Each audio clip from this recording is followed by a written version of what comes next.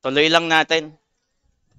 So siguro hanggang pandas lang tayo pagdating ng prelim. So next week is week 5. Malapit na yung Hell Week. Ha? Hindi, week 6.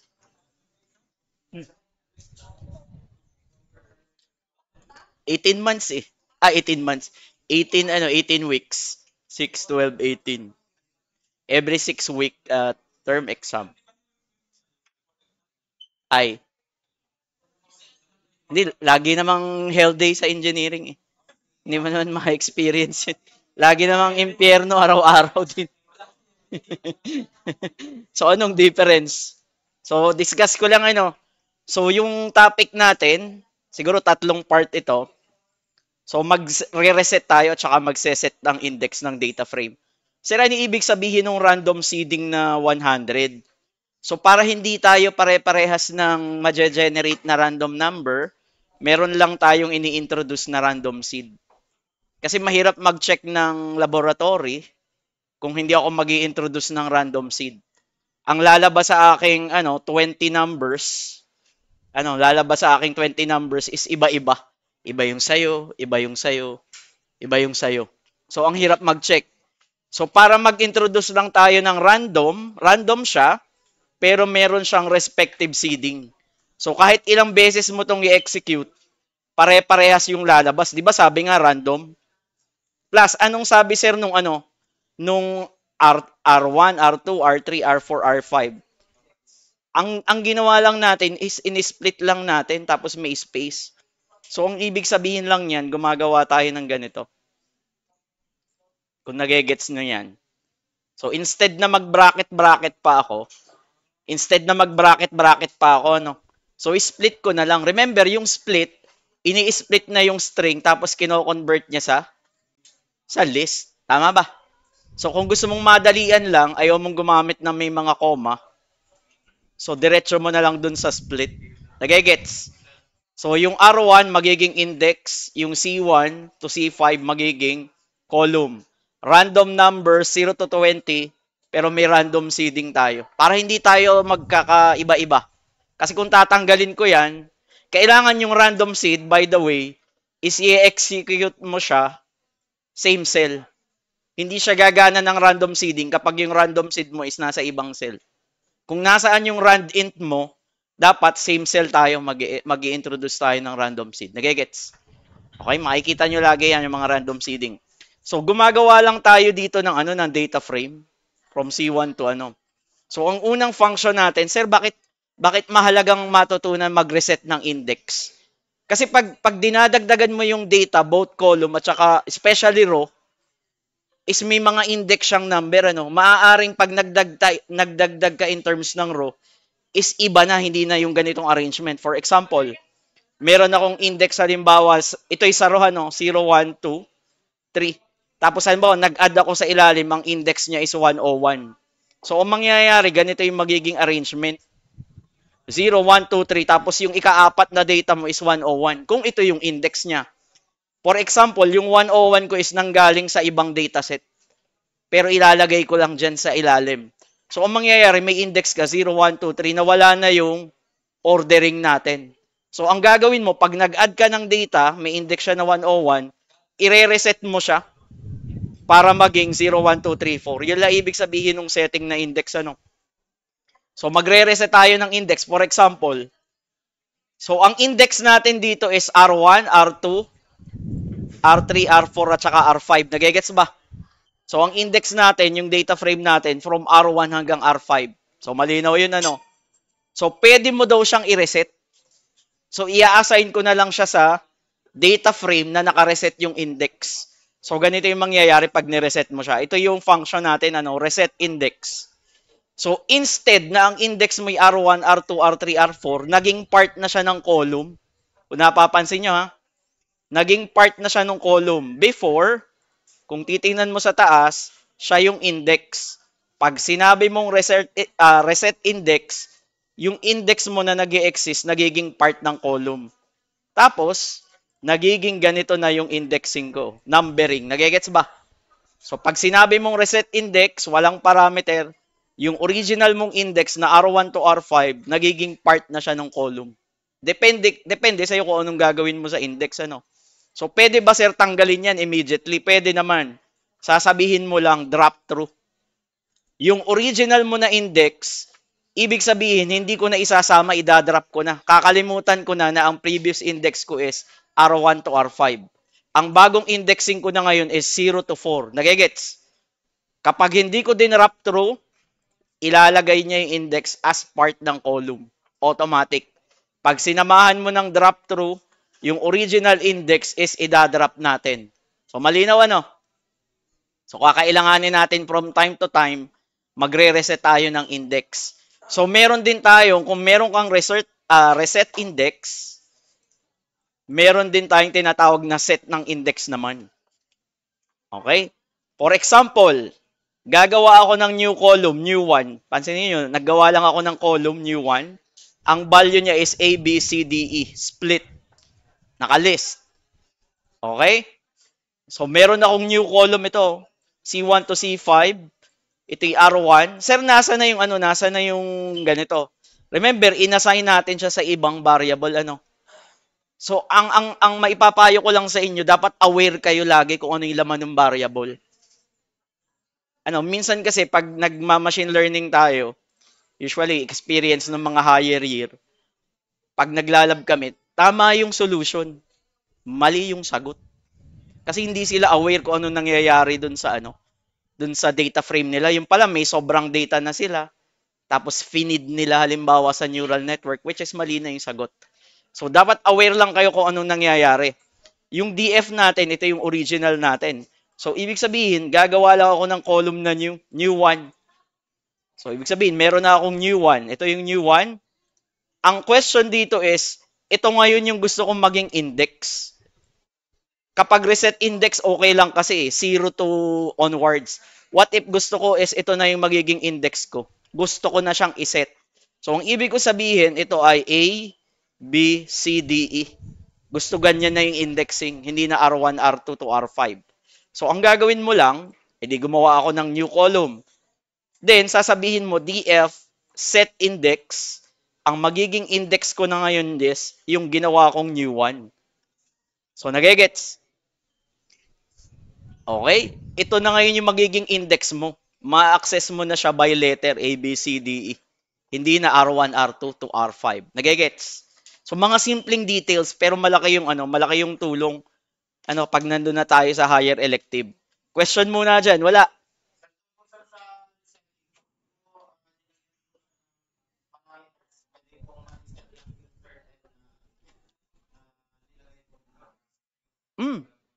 Basta pag sinabi mong reset index, laging from numbering na mangyayari dyan. Pero kung gusto mo, specifically, gaya nito, specifically, ganito na yung index mo, gumawa ka na lang panibagong column, then siya yung gawin mong index.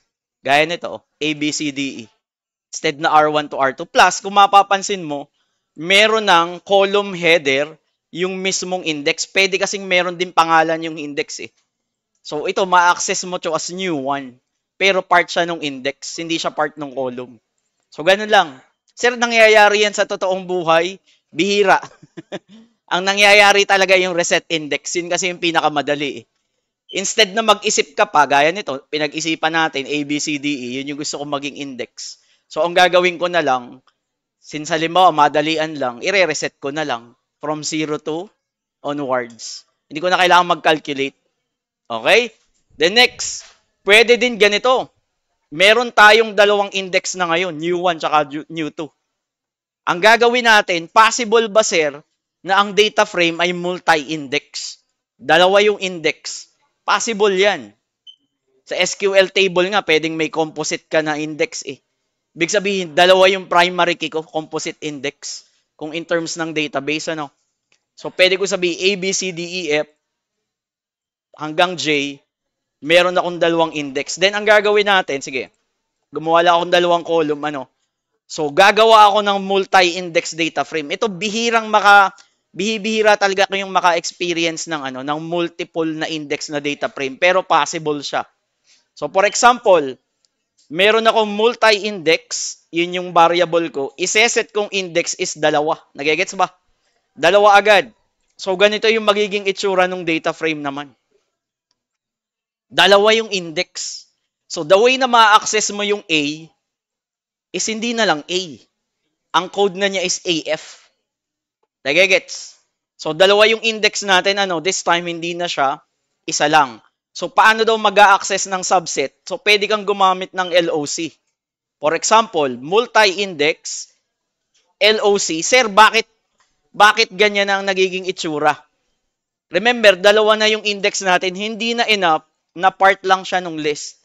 So, ang gagawin mo, sa loob ng list, meron kang pair na tuple. So, tatandaan, kapag multi-index, in terms ng LOC, gagamit na ako ng tuple. So, ibig sabihin, i-access ko lang yung AF.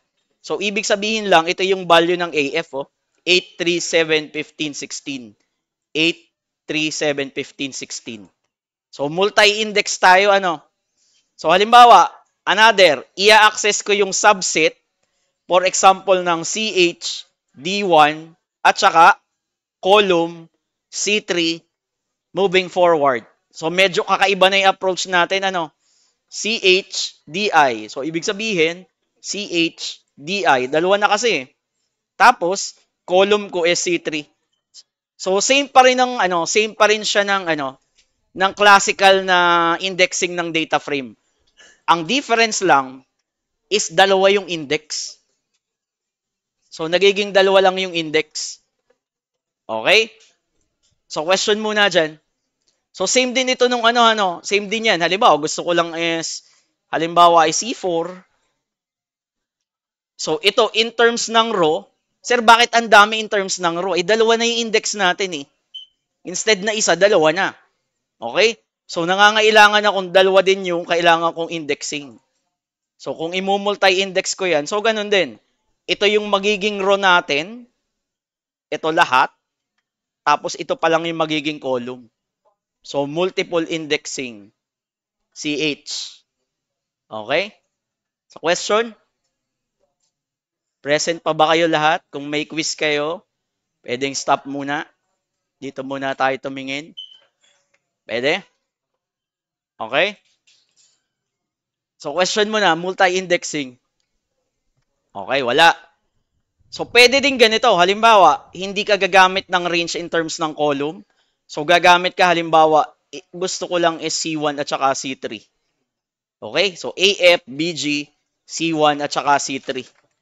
Okay? So, ganun din. Basta ang tatandaan nyo lang, kapag multi-indexing, dalawa na yung hinihingi sa akin in terms ng row. Sa column, same. Sir, pwede bang meron tayong multi-indexing in terms ng column? Pwede din. Pero bihira yung ganong case. Usually, ang nagdadalawang index lang mismo is yung nandito sa left side. Pwede din namang dalawa. Halimbawa, may C4 ka dito, tsaka C5. So, index C1 tsaka C4.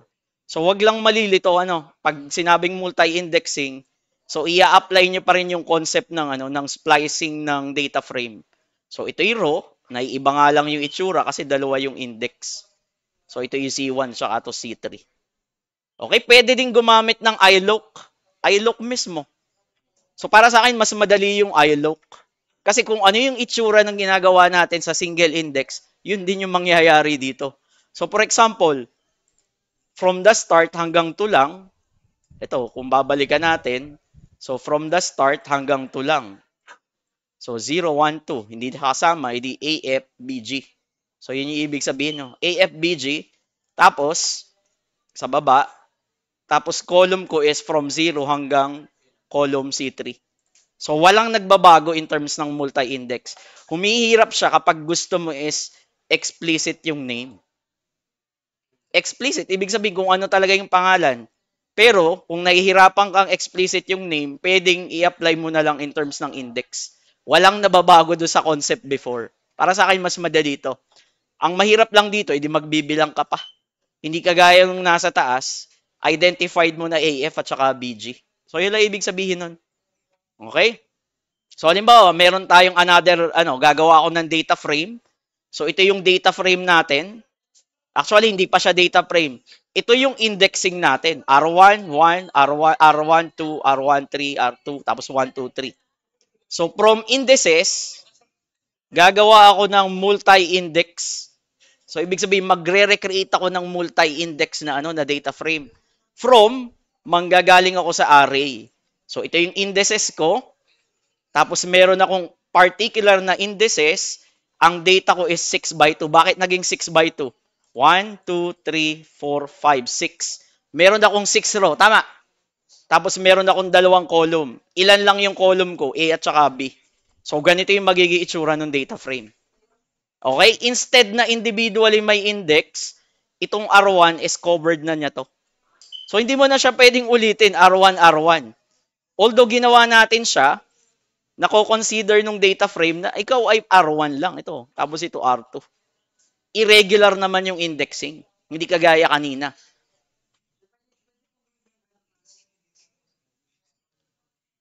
Mas applicable siya sa row. Kasi usually ang indexing is for row. Bihibihirang gumagamit ka ng indexing in terms ng column. So kung gusto mong i-column, i-transpose mo na lang. So para sa amin, mas mahirap kasing mag-imagine ng para sa experience ko, no. Mahirap i-imagine na double indexing ang column. Wherein, hindi ko alam. Wherein siguro nakasanayan lang natin na yung mga index, halimbawa, ID equals 001, usually nandun naman siya sa row eh.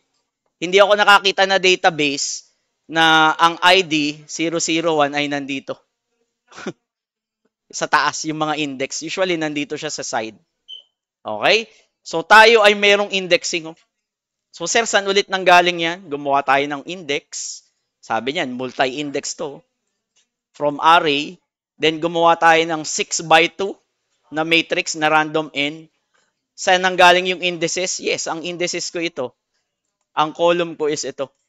So, ibig sabihin, ganyan na yan. Question, paano ko naman sir i-access yung yung specific value kung irregular na yung indexing ko? Ibig sabihin, part ng 1, 2, 3 is nasa R1. Then, another 1, 2, 3 is part ng magiging R2. So, irregular siya, Hindi siya kagaya nung nandun sa taas. So, ganun din. Actually, ganun din. So, halimbawa, gusto mong i-access yung R1, first index, then the second index is 2, tapos in terms ng column AB. So, ganun din. So, ang lalabas dyan is 1.15 tapos 0.25. Ang ina-access natin dyan is nasaan? Ito, 1.15 at saka 0.52. Sabi mo kasi R1, first index, then second index is 2, column A and B. So, yun yung ibig sabihin. Hindi ko alam kung bibigyan kayo sa laboratory ng multi-index.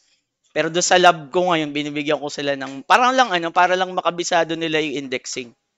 Okay? So, pwedeng mag-access ka ng specific subset. Halimbawa, R1 yung index, gusto mo lang is 1 and 3. Then, column A and B. Ibig sabihin ng 1 and 3, hindi sila magkasunod. Dito kasi nasasanay tayong halimbawa, magkasunod lang eh. Sir, pwedeng gumamit dyan ng range. Halimbawa, 1 to 3. So, sad to say, hindi siya capable. Hindi siya capable gumamit ng ranges. Pwede lang siyang gumamit in terms ng column. Pero in terms ng indexing is hindi. So, for example, in-access natin R1, element 1, 3, column A and B. Sir, gusto ko B lang. Ay di magbawas ka ng bawasan mo lang. Bawa isa lang. Okay? Sir, bakit wala na yung yung parenthesis? Isang element na lang kasi. Okay? Minsan nalilito din ako. Ang ginagawa ko, tinatanggal ko yung parenthesis hanggang gumana. Di mo naman kailangan kabisado siya. Pwede ka naman mag-experiment. So, kung dalawa, edi ganyan. Pwedeng baligtad. Kasi hindi naman concern tayo sa sa arrangement eh. So, gagana siya kahit magkaiba siya. Paano naging 1, 2, 3? Ito ba? Gusto mo yung 1, 2, 3? Ganyan lang. Di wag mo na nga naman ilagay kung gusto mo yung 1, 2, 3 na. Stop ka na sa R1. Pipiliin na niya yung 1, 2, 3. Kasi part ng 1, 2, 3 is R1. So, pwedeng ganyan yung gawin natin. Ito yung subset lang, So, pwede din ganito yung variation. So, gusto mo, R1, R2, Dalawa. Taas at saka baba, then 1, 3 ulit. Mga variation lang. So sabi ko, bihirang-bihirang bigyan ng multi-index. Pero mas favorite ko kasi yung ganito. So hindi mo na kailangan malaman kung R1 o R2. So ang isipin mo na lang, wala na siyang pake kung R1 o R2. Ito na lang yung magiging basis mo. Ano, kung ibabalik natin siya, kung ibabalik natin yung data frame natin. Kaya para sa akin, mas maganda yung iLook. Medyo bias ako sa sa iLook. So kung titingnan mo, tingnan muna natin dito yung value natin. So ano nang nagiging itsura ni DF tapos ay multi. Ito yung ibig ko sabihin, dapat aware kayo kung anong itsura pa niya. So ganito yung DF multi. So kung ginawa mo 1 to 3, ang titingnan mo na lang is ito. Hindi ka na mahihirapang hanapin. So kung sabihin mo 1 to 3, ganito lang indexing niyan. 0, 1, 2, 3, 4, 5. Balik ka doon sa dati. Pag iLook tayo, Pag iLook, balik ka sa 0, 1, 2, 3, 4, 5. Kaya kung ang gagawin mo is start ka ng 1, tatapusin ko ng 0, 1, 2, 3. Ay di ang matitira lang ay ito. So yun lang ibig sabihin nun. So naiiwasan natin, magbibilang ka nga lang. For sure, magbibilang ka dyan. So again, ito again yung data frame natin. So for example, subset, in terms ng row, 2 onwards. In terms ng column, 1 onwards. So ganito yung magiging itsura. Ang nagiging basis natin is hindi yung R1, yung indexing niya sa tabi kanina. From 0 to, hindi ko alam, hanggang inabot is 5. 0 to 5. So para sa akin, mas madali yung iLook gamitin. Pero kung gusto mong maging specific, so gagamit ako ng LOC. Sir, alin yung mas maganda? Wala naman. Depende kung anong approach mo. So pwede ding hindi sunod-sunod. Halimbawa, 0, 2, 3, 4. Hiwa-hiwalay. Nagkataon ito ay 0, ito ay 2, ito ay index 3, ito ay index 4, lahat ng column. Okay? Hindi tayo nag-aano dito ng mga alien language, merong ibig siyang sabihin. Okay? Sir, paano madali? Gagamit ka daw ng cross. XS, ibig sabihin is ia-across ko na. So for example, DF multi XS R1. Ibig sabihin lahat lang ng R1. XS. Okay? So pwedeng ganito yung variation. XS R1 tapos ang location mo is 2 onwards. Nandun ka na sa R1, magsisimula ka sa 2, pababa onwards. Okay? So gagamit ka ng XS.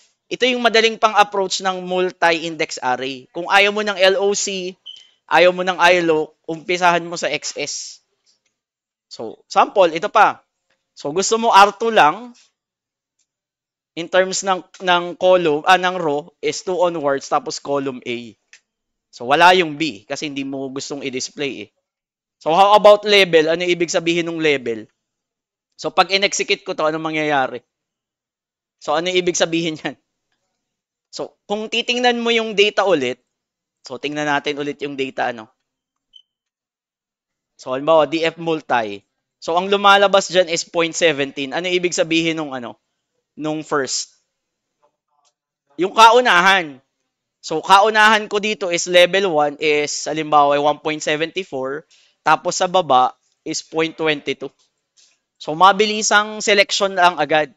So, pag gagawin ko to, halimbawa, ito ay level 2. Ibig sabihin, second level, across. So, ito ay 0.15 at saka 0.2. Sir, bakit ganyan ang selection? Sa dataset kasi, more or less, yung data ko na to is related dito. More or less. Kasi meron siyang structure. Bihira ka nakakakita ng multi-index na ito'y 1, 2, 3, sa baba ay 1, 2, 3, 4, 5. So, ibig sabihin, may relation tong dalawa. Kaya ganito yung structure. More or less, hindi ko sinasabing lagi-lagi. Siguro 90% of the time, may relationship ito dun sa baba. Okay? Parang XS across. Okay? So, pwedeng multi-level. Pag 2, ay di pag 3. Kapag hindi na niya na-detect, bawa nag-4 ka na, mag-error na yan pag hindi na niya makita. Okay? Pwede din ganito. First level, pero i-display mo lang is A. Tinanggal mo yung column B. Minsan naghahalo-halo na kahit ako hindi ko na maintindihan. Pag-i-index. Okay? So, kung gagawin mo, mag-experiment ka na lang. So, pwede din ganito. Mas madali daw kapag magpo-provide ka ng label dun sa indices. So, may indices tayo dito, So, balik ulit tayo dyan. So, DF, multi. So, sample to, So, pansinin nyo, walang pangalan yung R1 at saka yung 1 pababa. Mas madali daw siyang i-access kung bibigyan mo siya ng pangalan. Ito'y group, ito'y ID. So, yan na yung magiging explicit na indexing ko. Part ako ng group, tapos may part ako ng ID. So, pwede mo siyang gamitin. So, ganun din, 1. Instead na level 1, gagamitin ko na is ID. Mas descriptive. Para sa akin, mas descriptive yan. Okay? Tinarget ko yung ID. So, pwedeng ganito, using get level values at saka index signature. So, pwedeng ganito, may multi ako, tapos sasabihin ko, LOC, lahat ng index get level values ng ID na 1 entry lang. So, ibig sabihin, across the board. Okay, lahat ng ID na merong 1 entry lang. Kung gusto mong mas descriptive. Ito yung lagi nating gagamitin. Di ba, tinuruan ko kayo ng conditional na selection. So, parang ang query sa data frame is parang lang siya, SQL. Sariling version ng Python at SQL. Ito napaka-descriptive. Pag sinabi mong ID is 1 or ID is 3, alam nyo kung ano ilalabas. Okay? Yung ID lang na may 1 entry. Sir, pwedeng query na lang ako ng query? Yes. Ba't tinuruan mo pa kami, sir, nung nasa taas? Ito yung pinakamadali. Pag hindi ko na malaman yung indexing through LOC at saka LOC, query ko na lang. Okay? So, ibig sabihin, ang gusto ko lang ID1 at saka ID3. Gagana lang ito, remember, kapag pinangalanan mo yung index, required pangalanan. So, DF multi index.names, papangalanan ko siya, group tsaka ID. Kasi by default, walang pangalan ng index. Okay? So, magagamit mo lang yung query kapag magseset ka ng pangalan. Di ba? Nagpangalan na nga tayo. Okay? So, ano pang possible sa query? Pansinin nyo din, sir, bakit ang OR natin is hindi yung pipe? Ito ay consider if statement siya, ha? Hindi ito data frame level. Remember, gumamit tayo before ng ampersand as and kasi nasa loob tayo ng data frame. Although nasa loob din to ng data frame, pero gumagamit ako ng query. Yes, function din siya. So, for example, group R1 lang or group R2 na may ID na 1 entry. So, parang ganun din. Okay? So, kaso, mas madaling i-interpret. So, ano pang meron? Yes, pwedeng may condition, no? Okay, group R1, R2, ID1, tsaka 3. Pero, i-display mo lang lahat ng A na may greater than 0.9. So, madali tayong mag-filter ng data. Okay? Meron tayong specific condition dito na ginagawa. So, halimbawa, ito yung A and B. Okay, nagigets ba? Sir, gusto kong makita ay column A lang. Try ko kung possible to, So, ilalagay ko. Kasi data frame pa rin naman to, eh. Okay, A lang. Okay, pag gusto mo B lang, so, lagyan mo lang dun. Kasi data frame pa, ang result pa rin naman niya is data frame. So, tatanggalin ko lang to. So, yan yung query. So, next, nasa indexing pa lang tayo. Group by. Okay, so execute ko lang. So, tayo ay i-close ko na yung session ng siguro itong dbscan. Mamaya pa to. So, close. So, gagawa ko ng dataset. Tayo ay mag-group by. Aggregation ng tawag. So, aggregation. Pagsasama-samahin natin. Ayan. Ito yung term. Aggregate. Okay? Meron akong dataset. Bubuin lang natin yung data frame natin. Teka. Wait lang. So, import ko muna. So, ito yung D. So, ito yung DF. Okay? Ganito yung magiging itsura ng binuo natin. So, meron tayong specific branches. So, ganito ano. So, halimbawa, may-ari ako ng chains, ng mga chain ng tindahan, store 1, ano, tapos ito yung store 1 din. So, meron siyang commonality in terms ng ano, may common tayo in terms ng branches. So, ang gusto natin gawin, mag-a-aggregate tayo, magko-compute tayo based sa aggregation. So, pansinin, dalawa yung store 1, yung store 2 ko is dalawa din, store 3, store 4, store 5 is tatlo. So, sir, saan ginagamit yung group by? Sample, pag sinabi mong data frame, group by branches, ang gagawin lang niya is object. Object pa lang ha. Sir, anong kulang dyan? Remember, i-group by natin yung store 1, store 2, at saka store 3 sa isang object pa lang. So, ang gusto natin is merong aggregation na mangyari. So, for example, i-assign ko siya sa by branch. Di by branch. So, yung laman ng by branch is the same. Pansinin nyo, ano, magkaiba lang ng memory kung saan nilagay yung program. So, pwede ko daw siyang i-aggregate. Halimbawa, by branch.min. So, before, yung version ng Python, ina-allowed yan. Sir, bakit hindi gumagana yung by branch ko ngayon? Bakit kaya? Gagamit ako ng min. Hindi ko naman pwedeng i-min ang string. Ano ang average ni Vanessa, Alexa, at saka James? Dati gumagana to. Automatic before, kaya ganito yung code, nade-detect niya kapag hindi siya number, tatanggalin na niya. Yung min. Ngayon, binago na nila. So, para gumana yung by branch na min, explicitly, alin lang yung kailangan ko. So, based dito, ang kailangan ko lang is yung sales. Tama. So, ipapipe ko ng sales. So, pwede ko sabihin by sales. Yung by branch ko, remember, naka-group siya ha. So, ang ibig sabihin lang nito, ito yung average sales ng lahat ng store historically.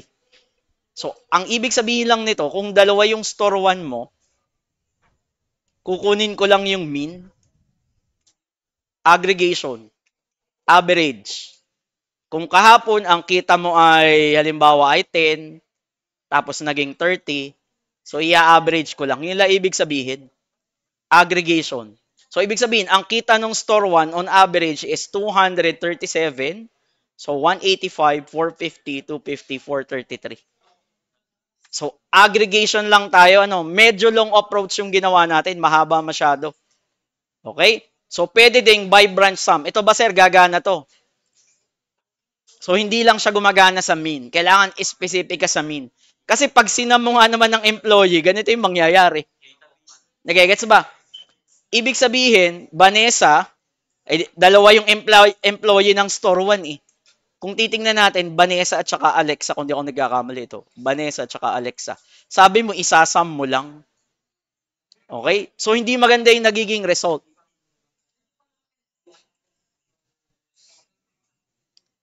Hindi siya append. Ibig sabihin, based sa grouping mo na store 1, aadin ko yung sales. Nandun yung pangalan kasi possible pa rin naman mag-sum ng string eh. Pansinin nyo, pinagtabi lang niya. Vanessa plus Alexa is pagtatabihin ko lang yung string. So kung ayaw nyo siyang makita, pwedeng ilagay nyo rin dito, halimbawa sales.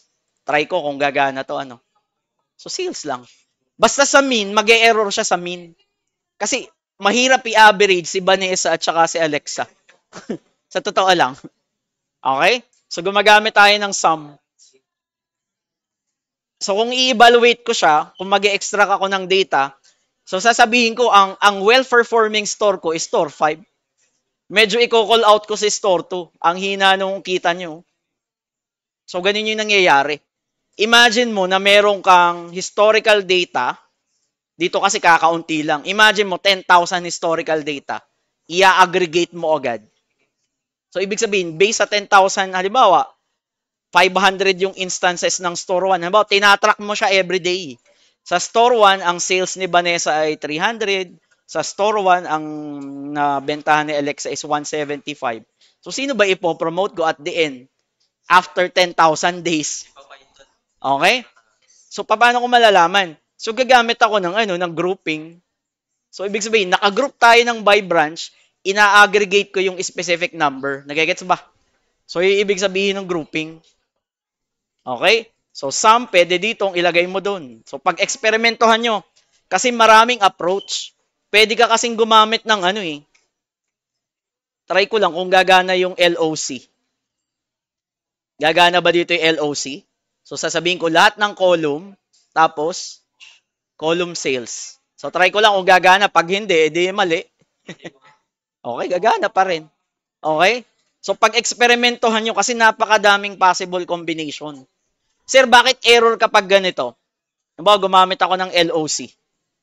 Wala naman akong index na sales eh. Nagigets ba? Ang index na dun sa right side. Sa left side pala. Meron ako'y column na sales. Kaya ang sasabihin ko, meron akong data. Piliin mo lahat, pero i-display mo lang yung sales. Yun lang na may ibig sabihin yan. Okay? So, ang gagawin natin is by branch sum. Long method. Pwedeng ganito na lang. DF, group by, branches, tapos isasum mo na lang. Hmm. Hmm. Halimbawa ay R1, gagana pa rin siya kaso gagamit ka ng LOC. Gagana pa rin siya. So yung isa kasi dinefine natin sa variable, ito medyo long method na to. So pwedeng yung ginagawa natin is diretso na lang. For example ganito. Group by branches tapos isa sum. Aggregation. So same. Tapos tanggalin mo na lang ulit kung ayaw mo makita nung ano. Kung ayaw mo makita nung unwanted column. Next. So sum ulit. Ito gumamit lang ako. Ibig sabihin, interesado lang ako in terms ng store tree. For example, nagsasum ako. So, interesado lang ako. Ito, hindi ko pa rin type to. So, ang LOC natin is store tree kasi nasa side. Anong gusto kong column? Halimbawa. So, pwede bang piliin ko lahat ng column? For example. Ay, hindi. Halimbawa, employee lang. Sales lang. Kasi nakakagulo to eh. Kasi pwede nga namang isum. Number na lang ibibigay sa akin. Ibig sabihin 900. Store 3, ang sum nung sales is 900. Pwede kong i-extract. So, ganyan tayo ganyan ang activity natin sa midterm, Bibigyan ko kayo ng 50,000 Olympic dataset. 50,000 siya. Okay? Olympic data. Pwede kong kayong tanungin, ilan ang silver medal na napanalunan ng Russia sa 400-meter women's relay based sa history? Ibibigay nyo sa akin yung information. Sample, sino ang shooting guard sa NBA na may height na 6'2" and below na may pinakamataas na salary? Steph Curry ba? Kyrie Irving ba? Okay? So, ibig sabihin, ginagamit natin yung data. Halimbawa, ako ay NBA na general manager. Kailangan ko ng shooting guard na ang salary lang is halimbawa is below 1 million pero malakas siya sa 3-point shooting. Bargain na bargain. So, ibig sabihin, i-extra ko yung dataset. Hindi ako manghuhula na, manonood ako ng replay ng every games niya. Hindi, magbe-base ako sa stat. Okay? Ang mga NBA teams, NFL, baseball team, meron niya mga data analyst. Alam nila kung sino ang ipapambatong defensive player kapag naglalaro si Steph Curry based sa data. Okay? Imagine kung meron kang ganong information, yung winning rate ng team is mapapataas mo based alone on data.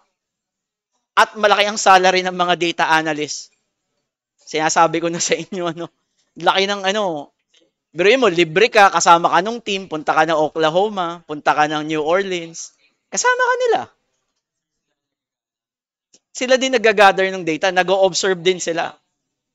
Alam nila, halimbawa, si Steph Curry ay magaling sa sa corner 3, sa right side. Kasi dino-document nila eh. Okay? Kapag open siya, anong percentage ng shooting niya? Kapag 2 meters, walang defender. Kapag naman, merong, halimbawa, beyond, sa isang metro, merong defender, ano yung magiging shooting percentage niya? Alam nila yun. Ang sports ngayon ay hindi na lang labanan physically, talent, skills, data ang labanan din ngayon sa basketball. Okay? So, napakasaya na maging data analyst. So, again, pag hindi nyo type yung column, so pwede nyo na lang siyang tanggalin. Hindi ko natatanggalin dito, ano. So, pwede ding count. So, ilan yung employee? Siyempre, kung meron kang dalawang employee, may dalawang sales. Nagigets ba? Nagbibilang lang tayo dito, counting. So, halimbawa, max. Group by branches, maximum sales per store. Okay? Based on history, ito yung maximum sales ng store 1, store 2, store 3, store 4, tsaka store 5. Minimum, pinakamaliit na sales on history ng stores. So, ganun lang. Max tsaka minimum. So, pwede ding isort mo siya. Sample, df.sort by sales. So, kapag hindi ka nagbibigay ng parameter, 120 to 500, pataas. Sir, paano pag pababa? Bibigyan mo siya ng ascending equals false. Okay? Ascending. Sa Python, ascending, gagawin mo lang false. By default, siya ay pataas na. Pag sinabi mong ascending false, ay di descending. Pabaligtad. Okay? So, pwede natin siyang isort. So, pwedeng ganito din. I-group by mo siya. At the same time, pwede mong isort yung values. Ascending false. Ito ay sinam na natin. So, tanggalin na natin yung ano. Nalilito lang ako dun sa ano eh. So, hindi na ako concerned sa employee, dun na lang sa sales. So, meron akong i-group by ko siya. Tapos at the end, may sort.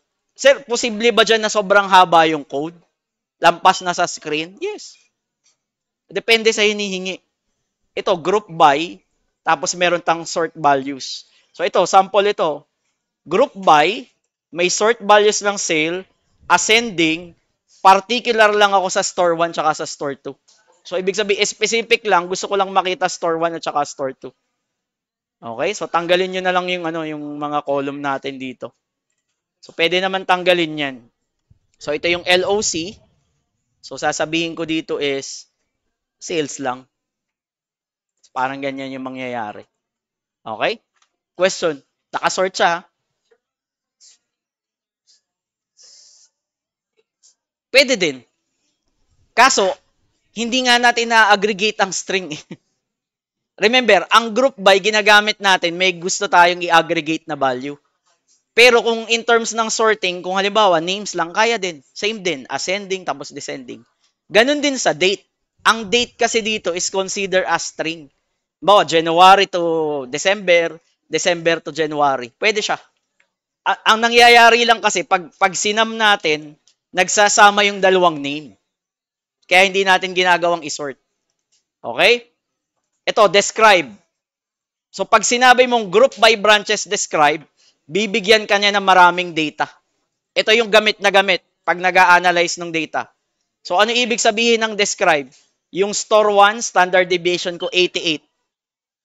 Minimum value ko, nandun na lahat. Minimum value ng store 1, 175. Maximum, 300. Median, 237.5. 25th percentile, 206. 75th, 268. Average, 237. Dalawa yung historical data. Nagigets? So, ide-describe mo lang. So, napakasimple nung napakasimple. Group by branches, tapos ide-describe mo siya. So, nandito na lahat. Kasi pag nag-a-analyze kami ng data, gusto lang makita namin, meron bang malaking difference yung mean. So, yung 237 ba, malayo na siya sa 433. So far, hindi pa naman. Okay? So, ang gagamitin ko dyan is describe. So, last one. Kung hanggang abutin lang. Ito, describe din, pero nakatranspose lang yung data. Shinip ko lang. Umikot lang, umikot. Kung gusto mo itong count mean ay nasa taas, ay di yun ang gamitin mo. Tinranspose lang natin para mag-rotate. Kung gusto mong ganyan yung arrangement, same result. Pwede din ganito. Kung ayaw mo ng capital T, ay di transpose. So, group by. Ito, describe. Tapos gusto mo lang store 3 at saka store 5. Then transpose. So, ang daming possible na na pwedeng gawin kasi data to. Nakakapag-arrange din siya. Kaso, in terms bang, ano, ay di, kailangan ipakita mo lang is mean. Pwede mo naman siyang isort. Pero ang ginagawa na namin, hindi na namin siya sinosort. Kasi parang ano na to eh, ultimate na aggregation na ng data. Andito na lahat. 25th percentile. So, ito yung ginagamit talaga. Ito, pwedeng alternative. I-describe mo, i-transpose mo, tapos pumili ka lang nung kailangan mo. So, may mga ganyan lang. Pwede ding rank. Isasam mo muna, then irarank mo yung store. Hindi ka concerned kung ano yung sales. Ibig sabihin rank. So, rank 1, rank 2, rank 3, rank 4. Pinakakulelat yung store 5 in terms ng sum. So, irarank ko lang. Ranking. Okay, yan o. Pwedeng yung rank mo is isort values mo by sales. So, ganito yung mangyayari. 1, 2, 3, 4, 5. Sorting. Okay? Pwedeng pababa. Ito, pababa naman. Ito, tanggalin mo na lang yung employee. Before kasi, nung wala pang update, automatic tinatanggal niya yung non-string. So, wala namang problema dyan. Hindi kasi nagsasabi ang Google Colab kung nag-update sila ng library. Kaya minsan, yung mga gumaganang code 2 years ago, hindi na gumagana ngayon. So, babasahin mo na naman yung manual. Okay? So, dyan ko muna tatapusin. So, matatapos tayo ay sa group by. Hindi ko alam kung ano nang ginagawa niyo sa lab. Anong ginagawa niyo sa lab? Okay. Okay. So, yan. Pero kung curious kayo kung anong ginagawa namin sa lab, pwede naman. Yung mga laboratory ko kasi, kung curious lang kayo, ano, so nilalagay ko siya dito. So every time na papasok kami ng laboratory, which is, hindi nyo pa na-experience na akong lab, ano. So ganito lang ginagawa namin. Every time papasok sila sa laboratory, hindi na ako tatanungin kung anong gagawin. Laging nandyan lang yan. Okay, so halimbawa CPE 15, since walang klase nung nung kain ng pamilya, dalawa yung lab namin mamaya. So para hindi kayo nagpapa-photocopy, hindi magastos, i-download nyo na lang. May mga blank lang, kailangan ko yung code, isusulat mo lang sa papel. Yung may mga red ang sasagutan. So para tipid kami, hindi na ako mag-print. Anyway, naka-internet naman, bakit ka pa mag-print, di ba? Praktikalan lang. So yun lang yung sasagutan nila. Kung gusto nyo rin siyang sagutan on your own, edi go. Hindi ko kayo pipigilan. Tapos kung nag-advance study naman kayo, ito naman yung ginagawa namin ng mga fourth year. So ganito lang ginagawa namin. Ida-download ko lang ito. Hindi ko sila binibigyan ng ganyan. Usually worded problem. Ito elective 3 natin, ano. Advance na kasi. Kung before, pinapakita ko pa yung, yung notebook, kailangan marunong ka na mag-comprehend kung anong hinihingi ng problem. So, ganyan lang kami, naglalaboratory, notepad. So, bibigyan mo lang ako ng sagot based doon sa ano bang topic namin. Sa density-based special clustering with application of noise. Ito yung ginagamit ko sa pagpusta. Nanalo na naman ako kanina. Bagong keyboard na naman. Based sa data. San Francisco 49ers over New England Patriots. Gumamit ako ng DB-scan clustering. Kitang-kita matatalo yung New England Patriots. Ayun, natalo nga. Pero, hindi ko kayo tuturuan ito. Do it on your own. Kung anong tinuturo ko, do it on your own. Ano? Baka sisihin nyo pa ako. Sabi ko, sir, yung allowance kong 10K, tinaya ko na kasi sabi mo eh. Ay nagkamali, di sisisihin mo pa ako. Para walang liability, tinuturuan ko naman kayo ng ganito. At some point, gumawa kayo ng sarili nyong model, ng prediction model. Okay? So sabi ko nga, ang daling i-predict ng NFL, National Football League, American Football. Hindi na ako nataya sa baseball. Let's say, ang hirap i-predict. Hirap i-predict ng baseball. Ibang-ibang talbog ng bola. Basketball, middle, Pero mataas ang winning rate sa American football games. Yun lang maipapayo ko sa inyo. Sa boxing din, sa MMA hindi, UFC hindi, mamali ka lang ng matsambahan lang, isa suntok lang eh. Kasi ang gloves nila manipis. Sa boxing, medyo makapal pa ang padding. At saka siya, sa boxing kasi skill base eh, hindi ka naman ite-take down eh.